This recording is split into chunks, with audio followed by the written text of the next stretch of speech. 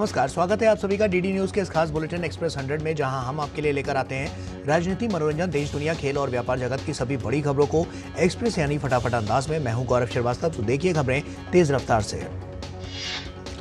प्रधानमंत्री नरेंद्र मोदी ने एक टीवी न्यूज चैनल के वैश्विक सम्मेलन को संबोधित किया। उन्होंने अगली बड़ी छलांग के लिए तैयार भारत की थीम पर अपने संबोधन में पहले की सरकारों पर लोगों को अभाव में रखने का आरोप लगाया। उन्होंने कहा कि मौजूदा सरकार ने तुष्टीकरण न करके देशवासियों के संतुष्टीकरण का रास्ता चुना है। पीएम ने कहा कि पिछले 10 सालों में 25 करोड़ लोगों को गरीबी से बाहर निकाला गया है, जबकि पहले गरीबी हटाओ के नारे ही सुने जाते थे। पीएम ने कहा कि अगर आज दुनिया को लगता है कि भारत एक बड़ा लीप लेने के लिए तैयार है, तो उसके पीछे 10 साल का एक पावरफुल लॉन्च पैड है। उन्होंने कहा कि आज भारत की उपलब्धियां देखकर दुनिया हैरान है। दुनिया भारत के साथ चलने में अपना फायदा देख रही है। पीएम ने कहा कि पहले की सरकारों में भारत के विकास की गति रिवर्स गियर में चल रही थी, जिसे उनकी सरकार ने बदला है। पीएम ने कहा कि भारतीयों के सामर्थ्य को कम आंका गया। पीएम मोदी ने कहा कि गांवों को ध्यान में रखकर इंफ्रास्ट्रक्चर का निर्माण किया गया। पीएम ने कहा कि उनकी सरकार राष्ट्र प्रथम के सिद्धांत को सर्वोपरि रखते हुए आगे बढ़ रही है। प्रधानमंत्री ने वर्चुअल रूप से रेलवे के कार्यक्रम में शिरकत की। 554 रेलवे स्टेशनों का पुनर्विकास का शिलान्यास, पुनर्विकसित विश्व स्तरीय गोमती नगर स्टेशन का उद्घाटन और 1500 से अधिक रोड, ओवर ब्रिज और अंडरपास का शिलान्यास किया। ये परियोजनाएं कुल 41,000 करोड़ रुपए की रही। कार्यक्रम से 11 मुख्यमंत्री और 20 राज्यपाल और उपराज्यपाल सहित कई सांसद शामिल रहे। देश में रेलवे इंफ्रा निर्माण की ये एक नई शुरुआत है। प्रधानमंत्री नरेंद्र मोदी ने कहा कि रेलवे से जुड़ी 2000 से अधिक परियोजनाओं का लोकार्पण और शिलान्यास हुआ है। अभी तो इस सरकार के तीसरे कार्यकाल की शुरुआत जून से होने वाली है। अभी से जिस स्केल पर काम हो रहा है वो सबको हैरत में डालने वाला है। तेजी के साथ इंफ्रा विकास के स्केल और स्पीड पर प्रधानमंत्री ने नई कार्य संस्कृति करार दिया। उन्होंने कहा कि देश में बन रहे अमृत भारत स्टेशन शहरों की पहचान है। वे स्थानीय कला, संस्कृति और विरासत के रंग में रंगे हुए हैं। प्रधानमंत्री ने कहा कि बीते 10 साल में रेलवे ने वो सारी उपलब्धियां हासिल की हैं जो एक नई पहचान दिला रही हैं। प्रधानमंत्री ने बताया कि आज रेलवे का बजट 2.5 लाख करोड़ रुपए का है। जब भारत दुनिया की तीसरी अर्थव्यवस्था बनेगा, तब ये सामर्थ्य और बड़ा होगा।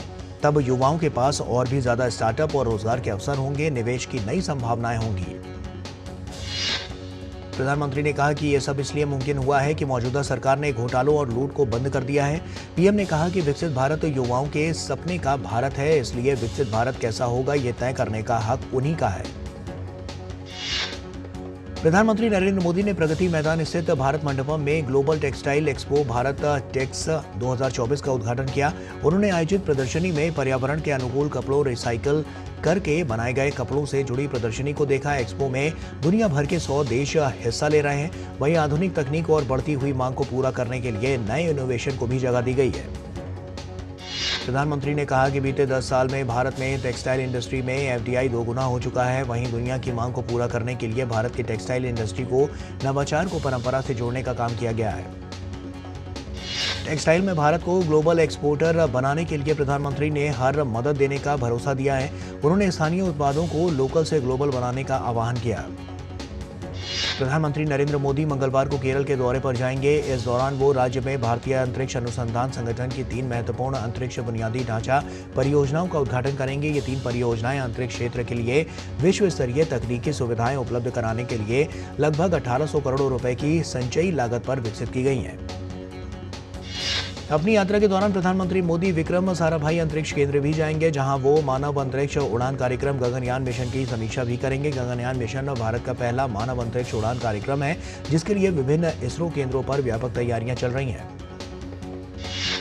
प्रधानमंत्री नरेंद्र मोदी मंगलवार को तमिलनाडु का भी दौरा करेंगे। पीएम मदुरई में भविष्य का निर्माण ऑटोमोटिव एमएसएमई उद्यमियों के लिए डिजिटल गतिशीलता कार्यक्रम में भाग लेंगे और ऑटोमोटिव क्षेत्र में काम करने वाले हजारों सूक्ष्म, लघु और मध्यम उद्यमियों को संबोधित करेंगे।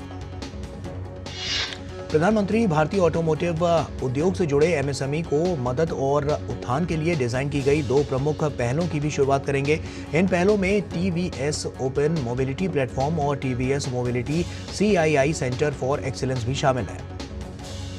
28 फरवरी को तमिलनाडु प्रधानमंत्री तमिलनाडु के थुथुकुडी में लगभग 17,300 करोड़ रुपए की कई विकास परियोजनाओं का उद्घाटन और शिलान्यास करेंगे। प्रधानमंत्री थुथुकुडी में एक सार्वजनिक कार्यक्रम में वीओ चिदंबरनार बंदरगाह पर आउटर हार्बर कंटेनर टर्मिनल की आधारशिला रखेंगे। प्रधानमंत्री हरित नौका पहल के तहत भारत के पहले स्वदेशी हरित हाइड्रोजन ईंधन सेल अंतर्देशीय जलमार्ग जहाज का भी शुभारंभ करेंगे और इस जहाज का निर्माण कोचीन शिपयार्ड में हुआ है। पीएम तमिलनाडु में लगभग 4,586 करोड़ रुपए की कुल लागत से विकसित 4 सड़क परियोजनाओं को भी समर्पित करेंगे। प्रधानमंत्री नरेंद्र मोदी तिरुपुर जिले में विशाल जनसभा को भी संबोधित करेंगे। प्रधानमंत्री ने दौरे से पहले वहां विशेष तैयारियां वहां पर की गई हैं। साथ ही प्रधानमंत्री को दौरे को लेकर लोगों में खूब उत्साह है। पश्चिम बंगाल के संदेशखाली में महिलाओं पर अत्याचार करने के आरोपी तृणमूल कांग्रेस के नेता शाहजहां शेख को कलकत्ता हाईकोर्ट से बड़ा झटका लगा है। कलकत्ता हाईकोर्ट ने मामले में स्वतः संज्ञान लेते हुए सुनवाई की। अदालत में सुनवाई के दौरान टीएमसी सांसद अभिषेक बनर्जी और बंगाल के 2 मंत्रियों की टिप्पणियों पर भी बात हुई। हाईकोर्ट के मुख्य न्यायाधीश ने राज्य सरकार से पूछा कि वो स्पष्ट करेंगे कि शाहजहां शेख के खिलाफ पुलिस कार्रवाई पर कोई रोक नहीं है। कोर्ट ने कहा कि पहले से ही शाहजहां शेख के खिलाफ एक एफआईआर दर्ज है और वो एक आरोपी हैं और इसलिए शाहजहां शेख को गिरफ्तार किया जाना चाहिए। हाईकोर्ट ने कहा एक गलत धारणा बनाई गई है कि शाहजहां शेख की गिरफ्तारी पर रोक लगाने का अंतरिम आदेश दिया गया है, जबकि इस तरह की कोई भी रोक नहीं लगाई गई है, इसलिए उसे गिरफ्तार किया जाना चाहिए। वरिष्ठ वकील प्रियंका टिब्रेवाल ने बताया है कि कलकत्ता हाईकोर्ट ने शाहजहां शेख के खिलाफ लुकआउट नोटिस भी जारी किया है और इसी के साथ कोर्ट ने एक कमेटी के गठन करने की भी बात की है, जो कि पीड़ित महिलाओं की जानकारी को गोपनीय रखते हुए उनके पक्ष की बात को सुनेगी। पश्चिम बंगाल के राज्यपाल सीवी आनंद बोस ने शेख शाहजहां पर कलकत्ता उच्च न्यायालय के मुख्य न्यायाधीश के फैसले को महत्वपूर्ण बताते हुए कहा कि शेख शाहजहां को गिरफ्तार न करने का कोई बहाना नहीं और उन्हें गिरफ्तार किया जाएगा। पश्चिम बंगाल के राज्यपाल सीवी आनंद बोस ने संदेशखाली मामले पर कहा कि अखबारों के मुताबिक इस मामले में 800 से ज्यादा याचिकाएं मिली हैं। उन्होंने कहा कि अगर राज्य सरकार नियमों के मुताबिक काम नहीं करेगी तो राज्यपाल अपना कर्तव्य निभाते हुए इसमें हस्तक्षेप करेंगे। बीजेपी आईटी सेल को लेकर आपत्तिजनक ट्वीट के आपराधिक मानहानि के मामले में दिल्ली हाई कोर्ट के आदेश को चुनौती देने वाली दिल्ली के मुख्यमंत्री अरविंद केजरीवाल की याचिका पर सुप्रीम कोर्ट ने आज सुनवाई करते हुए निचली अदालत से फिलहाल सुनवाई पर आगे न बढ़ने को कहा है। इस मामले की अगली सुनवाई 11 मार्च को होगी। दिल्ली के मुख्यमंत्री अरविंद केजरीवाल आबकारी नीति घोटाले के सिलसिले में प्रवर्तन निदेशालय के 7वें समन पर भी पेश नहीं हुए। आम आदमी पार्टी ने कहा है कि मामला कोर्ट में है और ईडी को समन भेजने की बजाय कोर्ट के फैसले का इंतजार करना चाहिए। ईडी के सामने पेश नहीं होने पर भाजपा ने केजरीवाल पर निशाना साधा है। पार्टी प्रवक्ता शहजाद पूनावाला ने मुख्यमंत्री पर भ्रष्ट होने का आरोप लगाया है और कहा है कि उन्हें शराब नीति घोटाले पर जवाब देना होगा। और वक्त यहाँ छोटे से ब्रेक का है, जल्द लौटते हैं। साल बरस और सदी नहीं, एक युग गुजर जाएगा। उम्र न पूछो वंडर की, जब फर्क नजर आएगा। वंडर सीमेंट, फर्क नजर आएगा। एक स्टार्टअप सॉलिड था, प्लान था कड़क, करना था समथिंग ग्रेट, पर शुरू से प्रॉब्लम्स ले घेरा यूं कि बिजनेस हुआ अपना लंबे। बिजनेस गुरु की जरूरत थी खास, सीधे गए SBI स्टार्टअप ब्रांच पे तो खुल गया success. Startup advisory and support SBI startup branch पे। इन्वेस्टमेंट की रेगुलर इंफॉर्मेशन मिलती है क्या? बिल्कुल। योद्धा मुद्रा के लिए पैरों में 3 फीट का गैप। पूछ। विड्रॉ करने के बाद पैसे कितने टाइम में मिलते हैं? सुन सवाल चंद, म्यूचुअल फंड सही है .com पर लॉग इन कर, वहां तेरे सारे सवालों के जवाब मिल जाएंगे, समझा? कौन सी वेबसाइट? म्यूचुअल फंड सही है .com। सही है। म्यूचुअल फंड निवेश बाजार जोखिमों के अधीन है। योजना से जुड़े सभी दस्तावेजों को ध्यान से पढ़ें। लाइफ में फाइनेंशियल आजादी के लिए एनपीएस जरूरी है। रिटायरमेंट में फाइनेंशियल आजादी रहे जारी, एनपीएस से आज ही करे तैयारी। एनपीएस जरूरी है। जब दांत खाज की खुजली पे ना हो काबू तो उसे गमछे से नहीं छुपाते बाबू, तो फिर उसे भगाए कैसे? जालिम लोशन लगाकर दांत खाज की खुजली, एक्जिमा जड़ से निकाले। अभी खरीदे जालिम लोशन।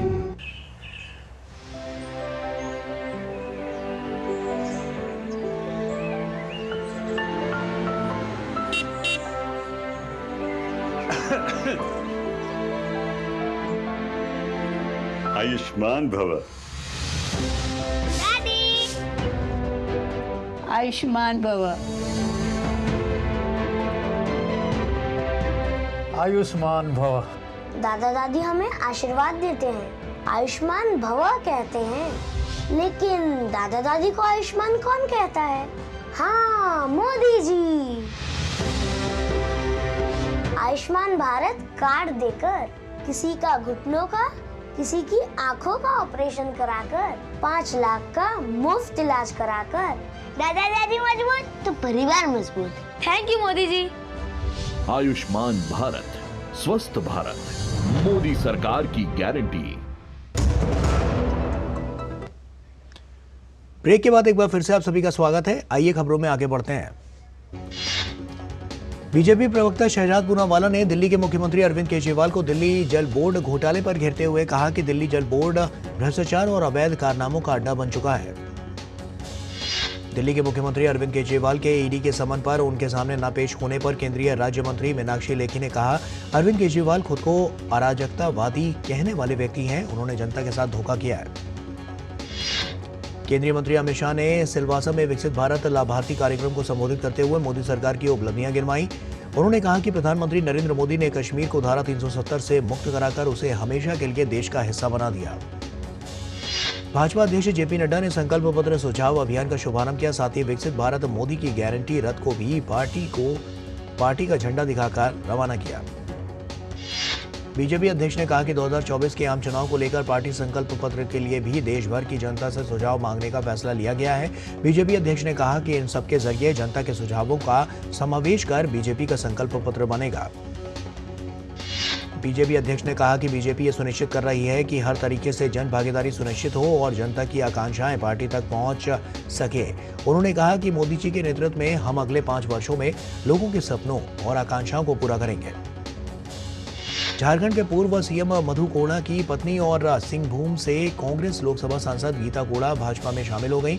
रांची में भाजपा प्रदेश कार्यालय में भाजपा प्रदेश अध्यक्ष बाबूलाल मरांडी की उपस्थिति में कांग्रेस सांसद गीता कोड़ा भाजपा में शामिल हुई। यूपी के मुख्यमंत्री योगी आदित्यनाथ ने राज्यसभा चुनाव से पहले एनडीए विधायक दल की बैठक की अध्यक्षता की। यूपी के मुख्यमंत्री योगी आदित्यनाथ और सेना प्रमुख जनरल मनोज पांडे ने कानपुर में आयोजित Adani defence system and technologies limited के एम्यूनेशन और मिसाइल कॉम्प्लेक्स का दौरा किया। सोमवार को नई दिल्ली में नॉर्वे से आए संसदीय प्रतिनिधिमंडल ने भारतीय जनता पार्टी के राष्ट्रीय अध्यक्ष जेपी नड्डा से भाजपा मुख्यालय में मुलाकात की। इस प्रतिनिधिमंडल का नेतृत्व सेंटर पार्टी से संसद सदस्य इस्लाक सैम जैक बसीम कर रही हैं। IAMC एलुमनी एसोसिएशन के 12वें ग्लोबल मीट में 23 विजेताओं को एमका कनेक्शंस अवार्ड दिया गया। भारतीय जनसंचार संस्थान मुख्यालय में आयोजित समारोह में फिल्म निर्देशक विवेक अग्निहोत्री और भारतीय वायुसेना की स्क्वाड्रन लीडर सुमिता यादव को एलुमनी ऑफ द ईयर का अवार्ड मिला। IAMC से 25 साल पहले पास हुए 91 पूर्व छात्र छात्राओं को सिल्वर जुबली सम्मान दिया गया। IAMC का सालाना मीट कनेक्शंस आगे देश और विदेश के अलग अलग शहरों में आयोजित किया जाएगा और जहां इसका एमका के सदस्य बड़ी संख्या में रहते हैं। इलाहाबाद हाईकोर्ट ने ज्ञानवापी परिसर से जुड़े एक मामले में बेहद बड़ा फैसला सुनाया है। इसके तहत व्यास तहखाने में पूजा जारी रहेगी। राजौरी में जनवरी 2023 में हुए आतंकी हमले के मामले में राष्ट्रीय जांच एजेंसी के लश्कर-ए-तैयबा के पाकिस्तान स्थित 3 फरार आतंकियों सहित 5 आरोपियों के खिलाफ आरोप पत्र दायर किया है। पश्चिम बंगाल रामनवमी हिंसा मामले में एक बड़ी सफलता में राष्ट्रीय जांच एजेंसी यानी कि NIA ने एक धार्मिक जुलूस के दौरान सांप्रदायिक हमले की साजिश रचने और उसे अंजाम देने के आरोप में 16 लोगों को गिरफ्तार किया है। किसान आंदोलन के चलते आम जनजीवन पर गहरा असर पड़ रहा है। उत्तर प्रदेश के मेरठ में ट्रैक्टर श्रृंखला बनाकर किसानों ने करीब 5 घंटों तक विरोध प्रदर्शन किया। प्रधानमंत्री नरेंद्र मोदी द्वारा सोमवार को हरियाणा के जिला रेवाड़ी में आधुनिक व तेज रेलवे सेवाओं की श्रृंखला में कोसली रेलवे स्टेशन के पुनर्विकास का शिलान्यास करने के लिए बावल विधानसभा क्षेत्र में 2 रेलवे अंडरपास RUB का वर्चुअल माध्यम से लोकार्पण किया। गुरुग्राम का रेलवे स्टेशन विश्व स्तरीय रेलवे स्टेशन बनने जा रहा है। प्रधानमंत्री नरेंद्र मोदी ने वर्चुअल माध्यम से इसकी आधारशिला रखी। ये रेलवे स्टेशन करीब 8 मंजिले का होगा। प्रधानमंत्री नरेंद्र मोदी ने हरियाणा के पलवल जिले में विभिन्न परियोजनाओं का शिलान्यास किया। इस मौके पर रेलवे विभाग द्वारा कराई गई निबंध, भाषण और पेंटिंग प्रतियोगिता के विजेता विद्यार्थियों को मेडल व प्रमाण पत्र देकर सम्मानित किया गया। हरियाणा के कृषि मंत्री जयप्रकाश दलाल ने अमृत भारत स्टेशन योजना के तहत लोहारू रेलवे स्टेशन पर प्रधानमंत्री मोदी के लाइव कार्यक्रम में हिस्सा लिया। प्रधानमंत्री नरेंद्र मोदी द्वारा अमृत भारत स्टेशन के तहत छत्तीसगढ़ के 21 स्टेशनों और 83 नए ब्रिज के लिए करीब 2700 करोड़ के रेल प्रोजेक्ट का लोकार्पण और शिलान्यास किया गया। केंद्रीय शिक्षा मंत्री धर्मेंद्र प्रधान ने उड़ीसा के अंगुल जिले में केंद्र सरकार की विभिन्न योजनाओं के लाभार्थियों से मुलाकात की। पिछले कुछ दिनों से जारी तेजी के बाद कारोबारी सप्ताह के पहले दिन स्थानीय बाजार में बड़े पैमाने पर मुनाफा वसूली देखी गई। कारोबार के दौरान सेंसेक्स में कोई खास उछाल नहीं दिखा। दिन के अंत में सेंसेक्स 352 अंक गिरकर 72,790 अंक पर बंद हुआ। निफ्टी 90 अंक फिसलकर 22,122 अंक पर बंद हुआ। वायदा कारोबार में सोमवार को कच्चा तेल की कीमत में 0.58% की गिरावट के साथ 6,316 रुपए प्रति बैरल रह गई। क्रेडिट रेटिंग एजेंसी क्रिसिल ने अगले वित्त वर्ष के दौरान यात्री वाहन क्षेत्र में 5 से 7% की वृद्धि होने की उम्मीद जताई है। वित्त वर्ष 2024 से 25 के दौरान भारतीय होटल उद्योग में 9% की वृद्धि दर्ज की जा सकती है। बैटरी प्रौद्योगिकी कंपनी लॉग9 मैटेरियल्स ने इलेक्ट्रिक वाहन कंपनी ETO मोटर्स के साथ साझेदारी की घोषणा की। दूरसंचार कंपनी भारतीय एयरटेल कोलकाता मेट्रो के यात्रियों को 5G कनेक्टिविटी देने के लिए हुगली नदी के नीचे 35 मीटर की गहराई में उच्च क्षमता वाले नोड्स तैयार करेगी। वक्त यहाँ पर एक छोटे से ब्रेक का है, जल्द लौटते हैं। साल, बरस और सदी नहीं, एक युग गुजर जाएगा। उम्र न पूछो वंडर की, जब फर्क नजर आएगा। वंडर सीमेंट, फर्क नजर आएगा। चुलबुला परूं जिसकी हर बात में भूल जाए। मेरी जैसी मेरी अपनी पताका। पताका चाय, गजब का स्वाद। मैं क्या जी, सब जानते हैं, जहां दिखे मारियो, अपना समझ के खा लियो। मोदी सरकार की गारंटी, सस्ती दवाई, अच्छी दवाई, कम से कम 75% डिस्काउंट। अब तक जरूरतमंदों के 23,000 करोड़ रुपए बचे। हमारा संकल्प विकसित भारत। मौसम को अपने पैशन के बीच जो नहीं आने देते, मैं उनका फैन। मेरी तरह SBI भी आपका फैन है, इसलिए SBI आपके लिए थोड़ी एक्स्ट्रा मेहनत करता है। तो excellent customer service, assistance to MSMEs और टेक्नोलॉजी ड्रिवन बैंकिंग सॉल्यूशंस। घर छोड़ दूं, SBI बदल रहा है क्योंकि हम एक बदलते देश के फैन हैं। SBI, देश का फैन। लाइफ में फाइनेंशियल आजादी के लिए NPS जरूरी है। रिटायरमेंट में फाइनेंशियल आजादी रहे जारी, NPS से आज ही करें तैयारी। NPS जरूरी है। ड्रीम कार है मेरी। म्यूचुअल फंड से इस ड्रीम को अपना गोल बना ले। तो पैसा नहीं यार मेरे पास। देख, लाइफ में तेरा जो भी गोल हो, बड़ा या छोटा, उसके लिए हर महीने अलग अलग SIP में इन्वेस्ट कर। जितना बड़ा गोल उतना बड़ा अमाउंट और उतना ज्यादा टाइम। ये तो सही है। म्यूचुअल फंड निवेश बाजार जोखिमों के अधीन है। योजना से जुड़े सभी दस्तावेजों को ध्यान से पढ़ें। Happy birthday my dear. अरे ये क्या, ऐप से लोन? मेरी नई स्कूटी के लिए। ओए बनो सियानी, नहीं तो पैसों पे फिर जाएगा पानी। मतलब? सुनो, ऑनलाइन लैंडिंग ऐप्स को जांच परख कर RBI अधिकृत बैंक NBFC से ही आप लोन लीजिए। अनधिकृत ऐप्स या अनजान लोगों से निजी जानकारी शेयर करना यानी धोखा। दादू बन गई सियानी। गिफ्ट नहीं खोलेंगे? RBI कहता है इनसे सुनिए, जानकार बनिए, सतर्क रहिए। और आइए खबरों में अब आगे बढ़ते हैं।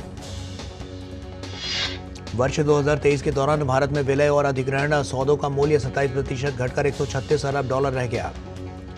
HDFC बैंक को HDFC क्रेडिला में अपने हिस्सेदारी बेचने के लिए भारतीय रिजर्व बैंक से मंजूरी मिल गई है। भारतीय रिजर्व बैंक से मंजूरी मिलने के बाद HDFC बैंक अब क्रेडिला में अपनी 90% की हिस्सेदारी बेच सकता है। मध्य प्रदेश के उज्जैन में 1 और 2 मार्च को क्षेत्रीय उद्योग सम्मेलन आयोजित किया जाएगा। महाकाल की नगरी में 2 दिनों तक चलने वाली इस आयोजन में एमएसएमई, स्टार्टअप, कृषि और खाद्य प्रसंस्करण, कपड़ा एवं वस्त्र, औषधि तथा पर्यटन आदि क्षेत्रों को लेकर विशेष सत्रों का आयोजन किया जाएगा। केंद्र सरकार ने आंध्र प्रदेश में एफसीवी तंबाकू उत्पादकों को ब्याज मुक्त ऋण को मंजूरी दे दी है।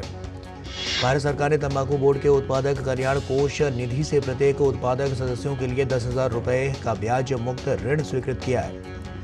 केंद्र सरकार द्वारा उन किसानों के लिए ब्याज मुक्त ऋण स्वीकृत किया गया है। इंटरनेशनल रोड फेडरेशन द्वारा नई दिल्ली में 29 फरवरी और 1 मार्च को एक सम्मेलन आयोजित किया जाएगा। ट्रू कॉलर ने भारत में आर्टिफिशियल इंटेलिजेंस से संचालित कॉल रिकॉर्डिंग सुविधा शुरू करने की घोषणा की है। लेबनान में हिजबुल्लाह के ठिकानों को निशाना बनाकर इजरायली सैन्य बलों ने कई हवाई हमले किए। यूक्रेनी राष्ट्रपति वोलोदिमीर ज़ेलेंस्की ने क्रीमिया को यूक्रेन के नियंत्रण में वापस लाने के लिए अंतर्राष्ट्रीय साझेदारों को लड़ाई जारी रखने की अपील की। तालिबान ने मई महीने में गिरफ्तार किए गए 84 वर्षीय ऑस्ट्रियाई नागरिक हर्बर्ट फ्रिट्ज को रिहा कर दिया है। पूर्वोत्तर जर्मनी के बाल्टिक सागर में शोधकर्ताओं ने 21 मीटर की गहराई में लगभग 11,000 साल पुरानी पत्थर की दीवार का पता लगाया। रूस के विपक्षी नेता अलेक्सी नावल्नी की मौत पर उनके सहयोगी ने बयान दिया है।